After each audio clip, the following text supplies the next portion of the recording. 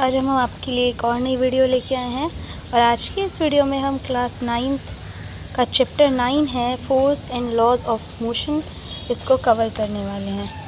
Physics का ये chapter 2 होगा, बट आपके एनसीईआरटी में चैप्टर 9 दिया होगा force and laws of motion. ठीक है, तो चैप्टर को स्टार्ट करने से पहले फटाफट से जिन्होंने भी अभी तक हमारी वीडियो को लाइक नहीं किया है, लाइक कर दीजिए, चैनल को सब्सक्राइब कर लीजिए और अपने फ्रेंड्स के साथ इस वीडियो को शेयर ज़रूर कीजिएगा। ठीक है, तो अब देखिए चैप्टर का नाम है force and laws of motion.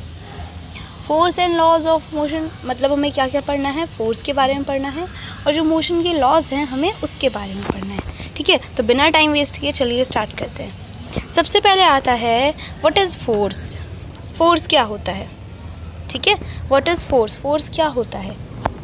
तो देखिए फोर्स का आपने नाम सुना होगा, फोर्स क्या होता है। फॉर एग्ज़ाम्पल देखिए क्या होता है, जब भी आपको दरवाज़ा खोलना होता है तो आप क्या करते हैं, उसके हैंडल को पुश करते हैं।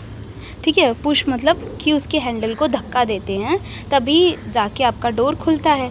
और अगर आपको दरवाज़ा बंद करना होता है तो आप क्या करते हैं, उसके हैंडल को पुल करते हैं। पुल मतलब अपनी तरफ खींचते हैं, है ना, तब वो क्या हो जाता है, बंद हो जाता है। यानी कि अगर हमें किसी भी बॉडी को मूव कराना है तो हमें क्या करना होगा, जैसे बॉडी यहाँ पे कौन है, डोर है। अगर हमें डोर को मूव कराना है, जैसे हमने बंद था तो हमने खोला और खुला हुआ था तो हमने क्या किया, बंद किया। तो अगर आपको किसी भी बॉडी को मूव कराना है तो आपको क्या करना होगा, आपको करना होगा कि उस पर या तो उसे पुश करना होगा यानी कि धक्का देना होगा, या तो पुल करना होगा यानी कि उसे खींचना होगा। तो फोर्स क्या होता है, फोर्स यही होता है कि अ पुश और pull on a body is called force. यानी कि किसी बॉडी पे जो पुश होता है यानी कि धक्का दिया जाता है और पुल होता है यानी कि उसे खींचा जाता है, इसी को फोर्स कहते हैं। ठीक है, आई होप आपको समझ में आया होगा कि फोर्स क्या होता है। फोर्स होता है अब अगर आप किसी बॉडी को क्या करते हैं, पुश करते हैं, धक्का देते हैं और पुल करते हैं, खींचते हैं, उसे फोर्स कहा जाता है। ठीक है, तो अब देखिए फोर्स जो है इसके, ये तो आपने अपनी एवरीडे एक्शंस में देखे होंगे। फोर्स आपकी डेली लाइफ में बहुत जगह यूज़ होता है फोर्स का, जैसे कि आपको किसी चीज़ को खींचना हो, उठाना हो, स्ट्रेच करना हो, प्रेस करना हो। फोर्स को हिंदी में कहा जाता है बल। ठीक है, अब देखिए आपको मैं यहाँ पे आपको ये फ़ोटो दिख रही होगी, यहाँ पे देखिए एक लड़का क्या कर रहा है, एक लड़का इस बॉक्स को क्या कर रहा है, एक लड़का इस बॉक्स को पुश कर रहा है। ये वाला लड़का इसे पुश कर रहा है, धक्का दे रहा है, और ये लड़का क्या कर रहा है, इस बॉक्स को पुल कर रहा है यानी कि अपनी तरफ खींच रहा है। ठीक है, तो ये दोनों ही क्या कर रहे हैं, इस बॉक्स पे फोर्स लगा रहे हैं। ठीक है, तो फोर्स यही होता है। आई होप आपको समझ में आ गया होगा फोर्स के बारे में। ठीक है, अब जैसे देखिए फोर्स का यूज़ कहाँ कहाँ किया जाता है, मैं आपको बताऊँ। फोर्स का यूज़ किया जाता है जैसे कि एक फ़ुटबॉल है, अगर आपको उसे किक करना है तो आपको वहाँ फोर्स लगाना पड़ेगा। ठीक है, अगर आपको टेबल का ड्रॉर खोलना है तो भी आपको फोर्स लगाना पड़ेगा। आपको अगर कोई बॉक्स उठाना है, ठीक है, उसके लिए भी आपको फोर्स लगाना पड़ेगा। कोई रबर का बेंड है, उसको आपको स्ट्रेच करना है, फैलाना है, उसके लिए भी आपको फोर्स अप्लाई करना पड़ेगा। ठीक है, तो यानी कि फ़ोर्स का जो यूज़ है वो हम अपनी डेली लाइफ में बहुत जगह देखते हैं। ओके, अब बात करते हैं फ़ोर्स के इफ़ेक्ट्स क्या क्या हैं। मतलब कि फ़ोर्स हमें दिखता थोड़ी ना होगा, फ़ोर्स के इफ़ेक्ट्स होते हैं कुछ। तो फ़ोर्स के क्या क्या इफ़ेक्ट्स हैं, फ़ोर्स हमें नहीं दिखाई देता, लेकिन अगर किसी बॉडी पे फ़ोर्स लगा है तो वो हमें कैसे पता चलता है। फ़ोर्स के कुछ इफ़ेक्ट्स होते हैं। क्या इफ़ेक्ट्स होते हैं, देखिए पहली बात है कि अगर कोई स्टेशनरी बॉडी है ना, स्टेशनरी यानी कि रुकी हुई बॉडी है, अगर उस पर फोर्स अप्लाई होता है ना तो वो बॉडी मूव करना स्टार्ट कर देती है। जैसे अब मान लीजिए एग्जांपल के लिए कि फ़ुटबॉल रखी हुई है, एक ग्राउंड पे फ़ुटबॉल रखी हुई है, तो वो फ़ुटबॉल रखी हुई है तो वो कैसी है, रेस्ट पे है। ठीक है, बिल्कुल रुकी हुई है। बट अगर आप उसे किक करते हैं, उस पर थोड़ा सा फोर्स अप्लाई कर देते हैं तो क्या हो जाता है, वो बॉल मूव करना स्टार्ट कर देती है ना। तो यानी कि फ़ोर्स का एक इफ़ेक्ट हमें ये देखने को मिलता है कि अगर कोई स्टेशनरी बॉडी है, स्टेशनरी मतलब रुकी हुई, रेस्ट में अगर कोई बॉडी है, उस पर अगर फोर्स लगेगा तो वो बॉडी मूव करना स्टार्ट कर देगी। ठीक है, दूसरा इफ़ेक्ट क्या है कि अगर कोई बॉडी मूव कर रही है अगर कोई बॉडी मूव कर रही है उस पर अगर फोर्स लगता है तो वो बॉडी रुक जाती है। कैसे? जैसे कि अभी आपने बॉल रखी हुई थी ग्राउंड में, तो वो रेस्ट पे थी, आपने उसे किक किया तो वो मूव करने लग गई। अब वो बॉल थोड़ी दूर तक जाती है और फिर ग्राउंड में ही थोड़ी दूर तक जाने के बाद रुक जाती है। यानी कि बॉल मूव कर रही थी, उस पर फोर्स लगा तब जाके वो रुकी है, अपने आप नहीं रुकती वो।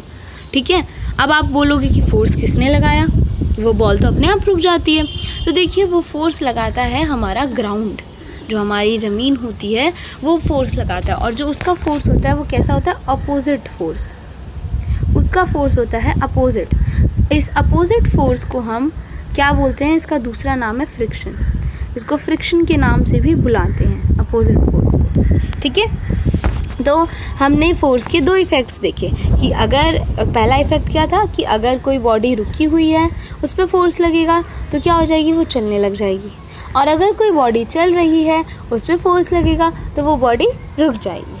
ठीक है, अब क्या होता है? फोर्स का एक और इफ़ेक्ट आपको देखने को मिलता है। क्या? कि फोर्स जो होता है ना वो किसी भी चलती फिरती बॉडी की जो स्पीड होती है उसकी स्पीड को चेंज कर सकता है। कैसे?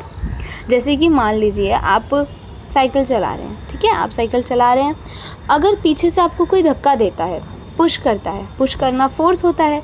ठीक है, आपको कोई धक्का देता है पीछे से तो क्या हो जाती है? आपकी जो साइकिल की स्पीड है वो क्या हो जाती है? बढ़ जाती है ना? आपकी जो साइकिल की स्पीड है वो बढ़ जाती है। तो यहाँ से आपको क्या पता चलता है कि जो फोर्स होता है उस अगर वो किसी चलती हुई बॉडी पर अप्लाई हो जाए तो उसकी स्पीड क्या हो जाती है? बढ़ जाती है। तो ये थे कुछ फोर्स के इफ़ेक्ट्स। अब बात करते हैं फोर्स कितने टाइप के होते हैं। तो देखिए फोर्स दो तरह के होते हैं, एक होता है बैलेंस्ड फोर्स और एक होता है अनबैलेंस्ड फोर्स। अब बैलेंस्ड और अनबैलेंस्ड क्या होता है? सबसे पहले बात करते हैं हम बैलेंस फोर्स की। बैलेंस फोर्स का देखिए यहाँ पर डेफिनेशन लिखी है, if the resultant of all the forces acting on a body is zero the force is called balanced force. ठीक है, देखिए बैलेंस फोर्स क्या होता है कि अगर किसी बॉडी पे फोर्स लग रहे हैं बट वो बॉडी फिर भी मूव नहीं कर रही। कैसे? जैसे कि मान लीजिए एक बॉक्स रखा है। ठीक है, उस बॉक्स पे मान लीजिए कि एक बॉक्स रखा हुआ है, यही कोई बॉडी है बॉक्स, उस पर यहाँ से फोर्स लग रहा है, यहाँ से भी फोर्स लग रहा है। ठीक है, तो अगर देखिए यहाँ से और यहाँ से दोनों साइड से जो उस पर फोर्स लग रहा है, अगर वो फोर्स इक्वल फोर्स लगेगा तो वो बॉडी मूव नहीं करेगी, वो बॉक्स वहीं का वहीं रखा रहेगा, हिल ही नहीं सकता, क्योंकि इधर से भी उतना ही फोर्स लग रहा है, इधर से भी उतना ही फोर्स लग रहा है। तो इस फोर्स को कहते हैं हम बैलेंस फोर्स। ठीक है, जब दोनों तरफ से इक्वल फोर्स लगता है उसको कहते हैं हम बैलेंस फोर्स। और अनबैलेंस इसका जस्ट ऑपोजिट होता है। अनबैलेंस फोर्स क्या होता है कि अनबैलेंस फोर्स क्या होता है कि जो फोर्स लगता है ना वो इक्वल नहीं होता। ठीक है, तो जो रिजल्टेंट फोर्स होता है वो ज़ीरो नहीं होता। कैसे? मैं आपको एक एग्जांपल से समझाती हूँ। देखिए यहाँ पे जैसे कि ये लोग क्या कर रहे हैं, टग ऑफ वॉर, रोप खींच रहे हैं ना, ये खेला होगा आपने भी। तो बीच में यहाँ पे ऐसे बीच में लाइन होती है, एक टीम इधर रहती है, एक टीम इधर रहती है, एक रस्सी रहती है, खींचना पड़ता है उसको। तो देखिए अब यहाँ पे 3 लोग हैं, ये तीनों लोग क्या कर रहे हैं, कितने न्यूटन का फोर्स लगा रहे हैं? 300 न्यूटन। अच्छा, ये 300 N लिखा है यहाँ पे, N मीन्स होता है न्यूटन। ठीक है, न्यूटन। अब ये न्यूटन का क्या होता है? देखिए ये जो न्यूटन होती है ना, ये फोर्स की यूनिट होती है, फोर्स की ऐसा यूनिट। जैसे कि अगर आपको किसी का मास मेज़र करना होता है तो आप उसे किलोग्राम में मेज़र करते हैं, उसी तरीके से फोर्स को न्यूटन में मेज़र किया जाता है। इसके बारे में मैं आपको आगे बहुत अच्छे से समझाऊंगी। अभी बस इतना याद रखिए कि न्यूटन जो होता है फोर्स की यूनिट होती है। ठीक है, फोर्स को न्यूटन में मेज़र किया जाता है। तो अब देखिए यहाँ पे ये जो लोग हैं ये क्या कर रहे हैं, ये लोग भी 300 न्यूटन का फोर्स लगा रहे हैं, ये लोग भी 300 न्यूटन का फोर्स लगा रहे हैं, है ना। तो क्या होगा, दोनों तरफ इक्वल फोर्स लग रहा है, तो ये कैसा फोर्स होगा, ये होगा बैलेंस्ड फोर्स। जब दोनों लोग इक्वल फोर्स लगा रहे हैं तो कोई हिलेगा नहीं। बट अब ये दूसरे वाले केस में देखिए, यहाँ पे क्या हो रहा है, ये लोग ना ज़्यादा स्ट्रांग है तो ये लोग 400 न्यूटन का फोर्स लगा रहे हैं, और ये लोग थोड़े वीक हैं तो ये लोग 300 न्यूटन का फोर्स लगा पा रहे हैं। तो यहाँ पे देखिए दोनों तरफ का फोर्स क्या है, अनइक्वल है। तो क्या होगा, अब ये लोग जो हैं, ये वाले जो लोग हैं वो 400 न्यूटन का फोर्स लगा रहे हैं, तो ये वाले जो लोग हैं ये इनकी टीम में आ जाएंगे, मतलब इनके एरिया में आ जाएंगे, हो जाएगा ना, ऐसा ही होगा। ये 400 न्यूटन का फोर्स लगा रहे हैं, इधर वाले लोग 300 न्यूटन का फोर्स लगा रहे हैं, तो ये दोनों फोर्स क्या लग रहा है, अलग अलग लग रहा है, तो इसीलिए ये कैसा फोर्स हो जाएगा, अनबैलेंस्ड फोर्स हो जाएगा, ठीक है। और एक बात आप और याद रखिएगा कि जब अगर किसी बॉडी पे बैलेंस्ड फोर्स लगता है तो वो बॉडी मूव नहीं कर पाती है। क्यों? क्योंकि देखिए उस पर दोनों तरफ से इक्वल फोर्स लगता है, तो वो मूव नहीं कर पाती है, ठीक है। लेकिन अगर किसी बॉडी पे अनबैलेंस फोर्स लगता है तभी वो बॉडी मूव कर पाती है। अगर किसी बॉडी पे अनबैलेंस फोर्स लगता है तभी वो बॉडी मूव कर पाती है, यानी कि एक तरफ से ज़्यादा फोर्स लग रहा है, एक तरफ से कम, तभी वो मूव कर पाएगी, ठीक है। आई होप आपको ये भी क्लियर हो गया होगा कि कौन कौन से टाइप ऑफ फोर्सेस होते हैं। अब आगे बढ़ते हैं, आगे क्या है, न्यूटन्स लॉ ऑफ मोशन। अब देखिए हमने फोर्स के बारे में पढ़ लिया कि फोर्स क्या होता है, उसके कौन कौन से टाइप हैं। अब हमें न्यूटन्स लॉ ऑफ मोशन पढ़ने हैं। न्यूटन कौन है? न्यूटन एक साइंटिस्ट हैं, आपने इनका नाम सुना होगा, इनका पूरा नाम है आइजैक न्यूटन, ठीक है। आइजैक न्यूटन ये बहुत ही ग्रेट मैथमेटिशियन भी हैं और फिजिसिस्ट भी हैं, ठीक है। तो न्यूटन जो हैं वो बहुत ही ग्रेट साइंटिस्ट हैं। इन्होंने मोशन के कुछ लॉज दिए हैं, ठीक है। इन्होंने मोशन के कुछ लॉज दिए हैं, इन्होंने 3 लॉज दिए हैं मोशन के। अब हमें उनके बारे में पढ़ना है, ओके। तो अब देखिए यहाँ पे आप जब इन लॉज को पढ़ेंगे ना, जब जो इन्होंने लॉज दिए हैं मोशन के, उन लॉज को जब आप पढ़ेंगे ना, तो आपको कहीं ना कहीं फोर्स में और मोशन में एक रिश्ता पता चलेगा। फोर्स का और मोशन का एक रिलेशन है। क्या रिलेशन है वो, जब आप इनके लॉज को पढ़ेंगे ना तो आपको अपने आप समझ में आ जाएगा, ठीक है। क्या लिखा है यहाँ, Newton's law of motion. Newton has given 3 laws to describe the motion of bodies.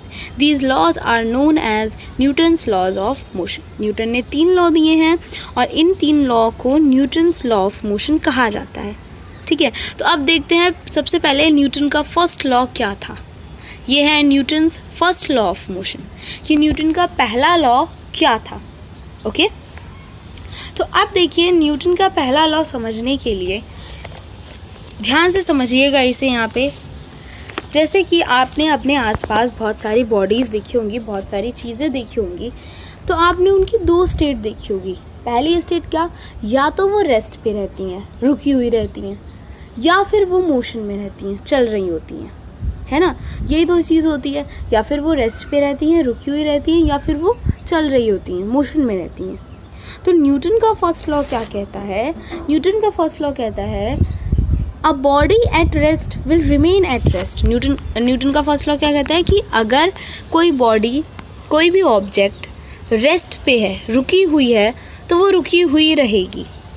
And a body is motion will continue in a motion in a straight line with a uniform speed unless it is compelled by an external force to change its state of rest और on uniform motion. यानी कि क्या बोलते हैं, Newton का first law क्या है कि अगर कोई बॉडी रेस्ट पे है, रुकी हुई है, तो वो रुकी हुई रहेगी, और अगर कोई बॉडी मूव कर रही है तो वो मूव करती रहेगी। कोई बॉडी रेस्ट पे है तो वो रेस्ट पे रहेगी, कोई बॉडी मूव कर रही है तो वो मूव करती रहेगी, ठीक है, जब तक आप उस पर कोई फोर्स ना अप्लाई करो। यानी कि कोई बॉडी रेस्ट पे रखी हुई है तो वो रेस्ट पे ही रखी रहेगी, जैसी है रुकी हुई है ना, रुकी हुई रहेगी। जब तक आप उस पर कोई फोर्स नहीं लगाओगे ना, तब तक वो मूव ही नहीं कर सकती। और ऐसा ही होता है, अगर कोई बॉडी मूव कर रही है, चलती जा रही है, तो वो मूव करती रहेगी। जब तक आप उस पर कोई फोर्स ना लगाओ वो रुक नहीं सकती, ठीक है। अब आपको मैं एक एग्जांपल से समझाती हूँ। अब जैसे कि रेस्ट पे है, कोई बॉडी रेस्ट पे है, वो रेस्ट पे रहती है, ठीक है। अब आप बोलोगे कि जैसे कि बलून होता है, जो बलून को हम रख देते हैं लेकिन वो तो उड़ जाता है, वो तो मूव करने लग जाता है, वो तो कभी रेस्ट पे रहता ही नहीं है, वो तो मूव करने लग जाता है। तो उस पर फोर्स कौन लगाता है? उस पर फोर्स लगाती है एयर। बलून का जो मास होता है वो बहुत हल्का रहता है ना, तो उसको बहुत कम फोर्स चाहिए, ठीक है। जो फोर्स होता है ना वो मास पे डिपेंड करता है, ठीक है। कि अगर देखिए बलून का जो मास होता है, उसका जो भार होता है वो बहुत कम होता है, तो उसको बहुत हल्का सा फोर्स चाहिए मूव करने के लिए। इसीलिए बलून को आप अगर ऐसे रख देते हैं रेस्ट पे, तो वो रेस्ट पे नहीं रहता, वो क्या करने लगता है, उड़ने लग जाता है, मूव करने लग जाता है। अब उस पर फोर्स कौन लगाता है, उस पर फोर्स लगाती है एयर। ठीक है, तो अब आपको यहाँ से समझ में आ गया कि अगर कोई बॉडी रेस्ट पे है तो वो रेस्ट पे ही रहेगी। ठीक है, जब तक उस पर कोई फोर्स ना लगाया जाए। अब बात करते हैं दूसरे केस की, कि अगर कोई बॉडी मूव कर रही है तो वो मूव करती रहेगी, जब तक उस पर फोर्स ना लगाया जाए तब तक वो रुकेगी नहीं। अब आप बोलोगे कि जैसे कि हम बॉल को फुटबॉल को या बॉल को किक करते हैं तो वो तो थोड़ी दूर तक जाती है, फिर उसके बाद रुक जाती है। अब उस पर कौन फोर्स लगाता है, तो देखिए उस पर फोर्स लगाता है हमारा ग्राउंड, जो हमारे जो अर्थ है, जो ग्राउंड है ना, जो वो जो ग्राउंड होता है वो उस बॉल पे अपोजिट फोर्स लगाता है।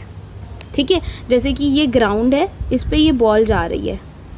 ठीक है, तो ये बॉल आगे की तरफ जा रही है और ये जो हमारा ग्राउंड होता है ये पीछे की तरफ फोर्स लगाता है, उसकी वजह से ये बॉल रुक जाती है।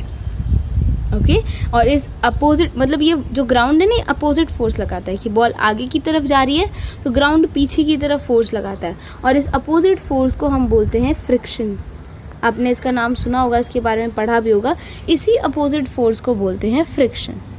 तो न्यूटन का फर्स्ट लॉ क्लियर है। न्यूटन का फर्स्ट लॉ क्या था, न्यूटन का फर्स्ट लॉ ये बोलता है कि अगर कोई बॉडी रेस्ट में है यानी कि रुकी हुई है तो वो रुकी हुई रहेगी। जब तक आप उस पर कोई फोर्स नहीं लगाओगे तब तक वो मूव नहीं कर सकती। और अगर कोई बॉडी मूव कर रही है तो वो मूव करती रहेगी। जब तक आप उस पर कोई फोर्स नहीं लगाओगे, जब तक उस पर आप नहीं मतलब उस पर कोई भी फोर्स अप्लाई नहीं होगा, तब तक वो रुक नहीं सकती। ठीक है, फर्स्ट लॉ ये था। आई होप आपको फर्स्ट लॉ उनका क्लियर हो गया होगा। चलिए अब आगे बढ़ते हैं, आगे बात करते हैं क्या आ गया ये इनर्शिया। यस, इनर्शिया क्या होता है। अब ये देखिए, जो इनर्शिया है ना, ये आपने अपनी डेली लाइफ में देखा होगा। जो फिज़िक्स होती है ना, वो हमारी आसपास की चीज़ों में ही हमें दिख जाती है। तो ये इनर्शिया क्या होता है, ठीक है, देखिए, inertia is that property of a body due to which it resist a change in its state of rest और ऑफ यूनिफॉर्म मोशन। अब इनर्शिया क्या होता है, देखिए मैं आपको सिंपल सी लैंग्वेज में समझाती हूँ। ये तो डेफिनेशन लिखी है इनर्शिया की, मैं आपको सिंपल सी लैंग्वेज में समझाती हूँ। इनर्शिया होता है कि वो स्टेट जब कोई बॉडी रेस्ट पे है या मोशन में है। जैसे कि मैंने आपको बताया ना कि एक बॉडी अगर रेस्ट में है तो वो रेस्ट में ही रहती है, और एक बॉडी अगर मोशन में है तो वो मोशन में ही रहती है। इसी स्टेट को इनर्शिया कहा जाता है।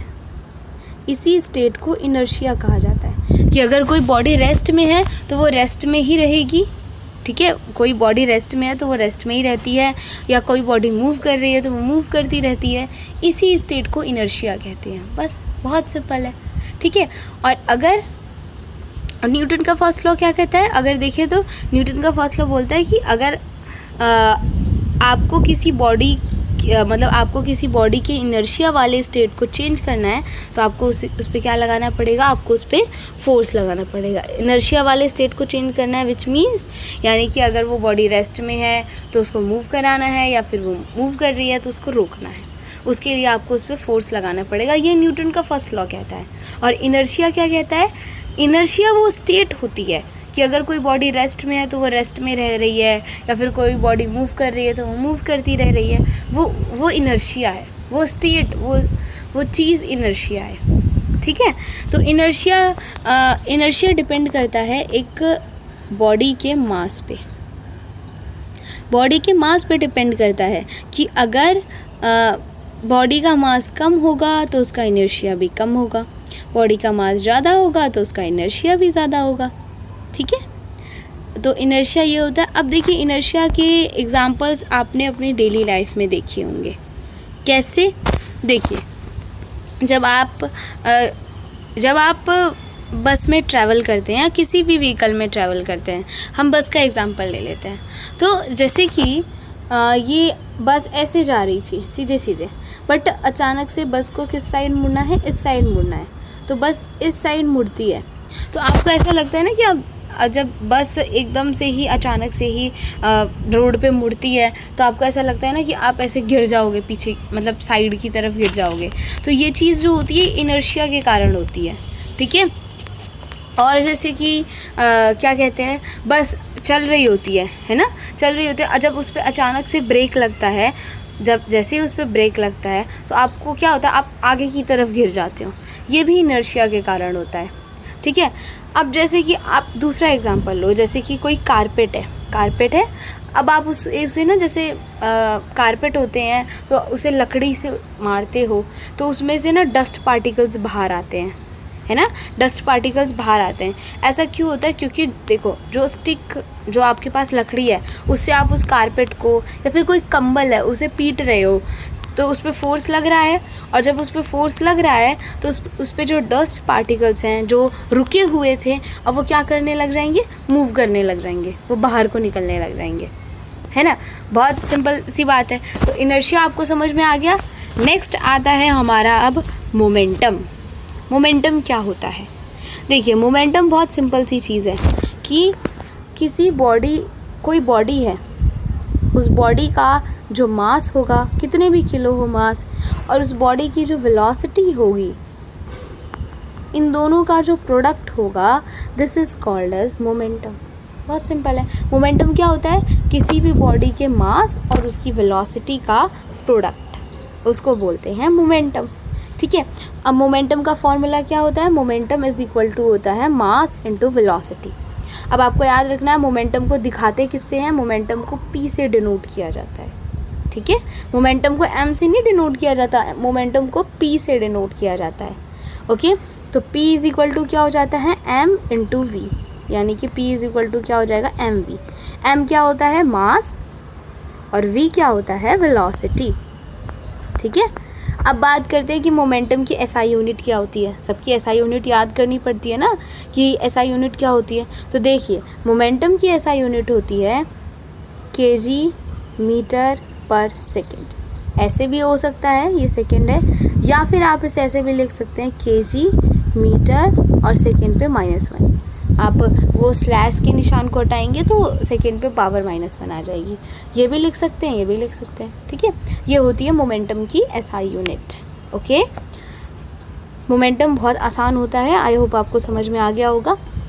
चलिए, तो आप समझ में आया मोमेंटम का फॉर्मूला क्या होता है। मोमेंटम का फॉर्मूला होता है m इंटू वी, और इसकी SI यूनिट क्या होती है? kg मीटर पर सेकेंड। तो ज़रा एक क्वेश्चन बना लेते हैं, ठीक है। एक क्वेश्चन बना लेते हैं फटाफट से। क्वेश्चन क्या दे रखा है? Calculate the momentum of a toy car. एक टॉय कार है, ठीक है, उस टॉय कार का मोमेंटम हमें कैलकुलेट करना है। और क्या है यहाँ पे? मास कितना दे रखा है इसका? 200 ग्राम, ओके। और 5 मीटर पर सेकेंड की स्पीड से, स्पीड कह सकते हो आप या वेलोसिटी कह सकते हो, उससे क्या कर रही है ये टॉय कार मूव कर रही है, ठीक है। ये टॉय कार उससे मूव कर रही है। तो चलिए अब ज़रा इस क्वेश्चन को सॉल्व करते हैं। सबसे पहले देखिए, लिखते हैं गिवन क्या क्या हमारे पास दिया गया है। तो हमारे पास क्या दिया गया है? मास दिया गया है कितना? 200 ग्राम। अब आप ना यहाँ पे एक छोटा सा काम करेंगे कि इस मास को, ये ग्राम में है ना, इसको ना ज़रा किस में कन्वर्ट कर लेंगे? इसको कन्वर्ट कर लेंगे किलोग्राम में, ठीक है। इसको किलोग्राम में कन्वर्ट कर लेंगे। तो इसे किलोग्राम में कन्वर्ट करने के लिए क्या करते हैं? 1000 का डिवाइड करते हैं, तो ये हो जाएगा 0.2 kg। क्योंकि हमने देखा था मास किलोग्राम में होता है, तो इसीलिए किलोग्राम में इसे कन्वर्ट कर लेते हैं। नेक्स्ट हमारे पास स्पीड या फिर वेलोसिटी जो भी है वो दी गई है। हमारे पास स्पीड कितनी दी गई है? 5 मीटर पर सेकेंड। और आपको पता है मोमेंटम का फॉर्मूला क्या होता है? P for momentum. मोमेंटम का फॉर्मूला होता है मास इंटू वेलोसिटी। तो वेलोसिटी लिख सकते हैं, या फिर अगर आपके पास वेलोसिटी नहीं है, स्पीड दी गई है, तो स्पीड भी लिख सकते हैं, क्योंकि दोनों का सिंबल तो एक ही होता है। स्पीड को भी V से दिखाते हैं और वेलोसिटी को भी V से ही दिखाते हैं। तो अब देखिए, हमारे पास मास कितना दिया गया है? 0.2, ठीक है, इनटू हमारे पास V कितना दिया गया है? 5। मल्टीप्लाई करेंगे तो आएगा 1.0, और 1.0 को आप लिख सकते हैं 1, ओनली 1। एंड हाँ, एक चीज़ आपको याद रखनी है कि आपको इसके पीछे इसकी SI यूनिट ज़रूर लगानी है। तो इसकी SI यूनिट क्या हो जाएगी? kg मीटर पर सेकेंड। आपको याद है ना ऐसा यूनिट क्या होती है मोमेंटम की, केजी मीटर पर सेकेंड। ठीक है, एक बात और आप यहाँ पे देखिए कि अगर ये मास किलोग्राम में दिया होता तो हम ऐसे ही सॉल्व कर देते, बट ये मास हमें ग्राम में दिया था तो हमने पहले इसको किलोग्राम में कन्वर्ट किया, उसके बाद हमने सॉल्व किया। तो आई होप आपको ये क्वेश्चन भी समझ में आ गया होगा। ठीक है, ठीक है, आपको ये क्वेश्चन भी समझ में आ गया होगा। तो आज के लिए सिर्फ इतना ही था। हमने कहाँ तक पढ़ा, हमने मोमेंटम तक पढ़ लिया पूरा अच्छे से। आगे हम नेक्स्ट वीडियो में न्यूटन के बचे हुए 2 लॉज और हैं ना, सेकेंड लॉ और थर्ड लॉ, तो उनके बारे में बहुत अच्छे से पढ़ेंगे। ठीक है, और मैं आपको एक एग्जाम्पल बताऊंगी, एक ट्रिक बताऊंगी जिससे आप न्यूटन के तीनों लॉज को याद कर सकते हैं अच्छे से। ठीक है, तो हमने क्या क्या पढ़ा, हमने फोर्स के बारे में पढ़ा कि किसी बॉडी को पुश करना, पुल करना, ये फोर्स होता है। फोर्स 2 तरह का होता है, बैलेंस और अनबैलेंस। बैलेंस क्या होता है, जहाँ पे दोनों तरफ से इक्वल फोर्स लगता है, और अनबैलेंस जहाँ पे दोनों तरफ से अलग अलग फोर्स लगता है। ठीक है, फिर हमने न्यूटन के लॉज पढ़े। न्यूटन का पहला लॉ क्या बोलता है कि अगर कोई बॉडी मूव कर रही है, चल रही है तो वो चलती रहेगी, मोशन में रहेगी। और जब तक हम उस पर कोई फोर्स नहीं लगाएंगे, जब तक उस पर कोई फोर्स नहीं अप्लाई होगा, वो रुकेगी नहीं। और अगर कोई बॉडी रुकी हुई है तो वो रुकी रहेगी, जब तक हम उस पर कोई फोर्स नहीं लगाएंगे वो मूव नहीं कर सकती। उसके बाद हमने इनर्शिया के बारे में पढ़ा। इनर्शिया वो स्टेट होती है, ठीक है, इनर्शिया वो स्टेट होती है जो कोई बॉडी रुकी हुई है तो वो रुकी रहेगी, और कोई बॉडी मूव कर रही है तो वो मूव करती रहेगी। इस स्टेट को इनर्शिया कहते हैं। फिर हमने मोमेंटम के बारे में पढ़ा। मोमेंटम क्या होता है, मोमेंटम होता है मास इनटू वेलोसिटी। मोमेंटम अगर आपको पता करना है तो क्या कर दीजिए, मास और वेलोसिटी का प्रोडक्ट, आपको मोमेंटम पता चल जाएगा। और मोमेंटम की ऐसा यूनिट होती है केजी मीटर पर सेकेंड। तो आज हमने ये सब कुछ पढ़ा। आई होप आपको सब कुछ समझ में आ गया होगा अच्छे से।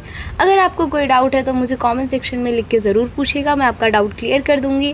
और वीडियो कैसी लगी कमेंट सेक्शन में ज़रूर बताइएगा। अच्छी लगी हो तो लाइक करके ज़रूर जाइएगा। चैनल को अगर आपने सब्सक्राइब नहीं किया है तो सब्सक्राइब कर लीजिएगा, और अपने फ्रेंड्स के साथ भी इस वीडियो को शेयर कीजिएगा ताकि वो भी पढ़ सकें और समझ सकें। अब हम मिलेंगे आपको अपनी नेक्स्ट वीडियो में, तब तक के लिए take care and bye bye.